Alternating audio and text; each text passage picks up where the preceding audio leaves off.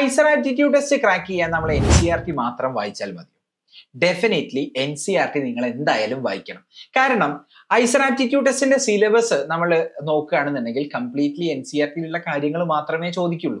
അപ്പം NCERT വായിക്കാതെ higher advanced ആയിട്ടുള്ള കാര്യങ്ങൾ നിങ്ങൾ വായിക്കുകയാണെന്നുണ്ടെങ്കിൽ ആ ഒരു കോൺസെപ്ഷ്യൽ ക്ലാരിറ്റി ഇല്ലാത്തത് കൊണ്ട് പല ചോദ്യങ്ങളും നിങ്ങൾക്ക് മനസ്സിലാവുക പോലുമില്ല. അപ്പൊ നമ്മൾ ചെയ്യേണ്ട ഫൗണ്ടേഷണൽ തിങ് എന്ന് പറയുന്നത് എല്ലാ സബ്ജക്റ്റിന്റെയും ഫിസിക്സ്, കെമിസ്ട്രി, മാത്സ്, ബയോളജി എല്ലാ സബ്ജക്റ്റിന്റെയും NCERT ആദ്യം പഠിച്ച് അടിപൊളിയായിട്ട് മനസ്സിലാക്കണം. അതിനുശേഷം അഡ്വാൻസ്ഡ് ആയിട്ടുള്ള കുറച്ച് അടിപൊളി ക്വസ്റ്റ്യൻസ് ആണ് നമ്മൾ ചെയ്യേണ്ടത്.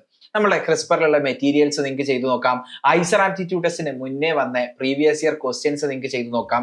മുന്നേ KVPY എന്ന് പറയുന്ന ഒരു എക്സാം ഉണ്ടായിരുന്നു, ആ എക്സാമിന് വന്ന ക്വസ്റ്റ്യൻസ് ചെയ്തു നോക്കാം. ഒളിമ്പിയാഡ് എക്സാമുകൾക്ക് വന്ന ചോദ്യങ്ങൾ ചെയ്തു നോക്കാം. അപ്പം ഫൗണ്ടേഷണൽ തിയറി പഠിക്കാൻ നമ്മൾ ഡെഫിനറ്റ്ലി NCERT ഉപയോഗിക്കണം.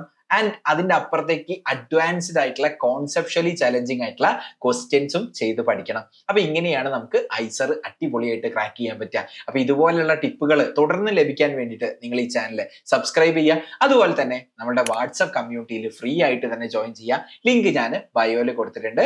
Thanks for watching.